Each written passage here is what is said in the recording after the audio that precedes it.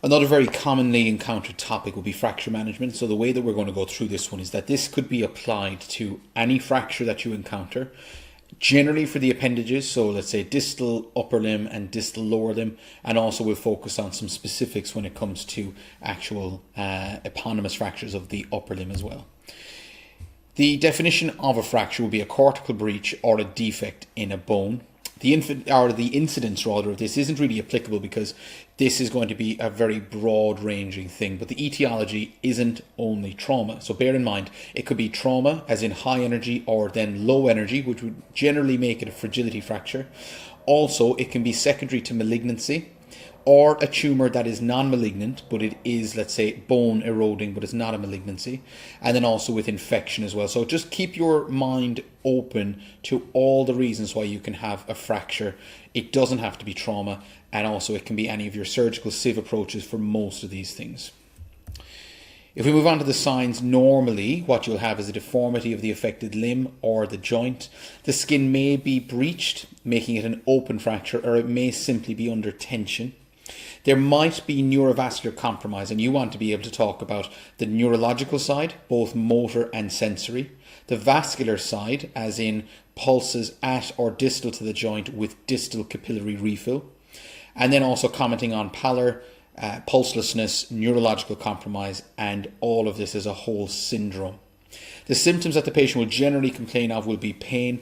It doesn't have to be painful because if they're neuropathic, it can be something from a diabetic neuropathy or a more peripheral neuropathy from other deficiencies. Neurological deficit is generally acute, so not the neuropathy itself, and also bleeding, be it external bleeding because there's a skin breach or internal resulting in a hematoma or a hemarthrosis as well. Investigations do sound a bit basic, but ultimately remember you need an appropriately aligned specific imaging, for instance an x-ray of the joint itself. So we would call these orthogonal views, or that they are in the correct plane for the joint or the fracture site itself. And as we learn in medical school, the joint above and the joint below to make sure you're not missing associated injuries and associated fractures. Immobilize them, give them pain relief, reduce the fracture if appropriate. If you've had an intervention, re-image them. Admit them or delayed care in clinic, as in the fracture clinic or closer to home if they're out of area. The prognosis then depends on intra-articular versus extra-articular fractures. If they're intra-articular, they have an increased risk of post-traumatic arthritis. If it's extra-articular, bone heals without a scar, and then generally, provided there's no angular deformity, there shouldn't be an issue. Common injury would be a foosh or a fall onto outstretched hand. Trimodal distribution, really young kids, mainly around the summer times or at holiday periods. Active young adults, especially with more high velocity sports. Very common in, let's say, motor sports, in bicycles, rollerblading, ice skating, that type of stuff. And then the other side would be the fragility fractures. And we've touched on hip fractures already. You can also have a very simple wrist fracture at the time of the hip fracture because of the fall.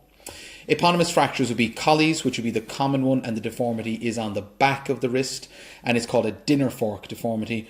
If you take a dinner fork and turn it face down, there's a hump over the top and then it goes straight. So you run over the back because the dinner fork is down on the table face down. A Smith's fracture is that the deformity is on the front side or the palm side of the wrist. A Barton's fracture means that a fracture goes through the joint and is intra-articular. And a Galeazzi fracture is a distal 1/3 radius fracture with an associated disruption of the joint between the ulna and the radius. So if we move on to these, left-hand side of the screen would be a Colles fracture, and your median nerve is more likely to be affected here, whereas a Smith's fracture is where you fall down with the wrist actually flexed downwards, and this then would result in less risk to the median nerve, but not impossible. This then would be a Barton's fracture and is generally diagnosed on the lateral view of the wrist. This outline of the green shows the fragment, and this more coloured line shows you where the articular surface should be. So the space that you see between the line here and the green line is the step off of the Barton's fracture. Fracture management is, firstly, rule out more pressing or serious injuries, basic first aid, and by which I mean immobilize them, give them analgesia, image them, reduce them, re-image them, and refer them to orthopedics or to the fracture clinic. At all stages, both before and after intervention, you need to document their neurovascular status, and you need to write down the pulses being felt, where you felt them, the nerve being tested, and the motor and sensory function of the nerve. And you cannot simply write down neurovascularly intact. You need to say, I am testing nerve A for motor function and sensation by testing X and Y. And you want to be able to be sure that you're covering both of these and being very clear in what you're saying in an OSCE situation or what you're writing in a written situation.